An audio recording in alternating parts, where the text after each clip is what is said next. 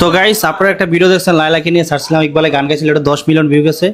তো এই আপু লাইলা আপু ইকবালের গান শুনছেন, আপনার কাছে কেমন লাগছে? ভালো, সুন্দর, অনেক সুন্দর গান গেয়েছে। এখন কি একটা ছোট করে গান শুনবেন?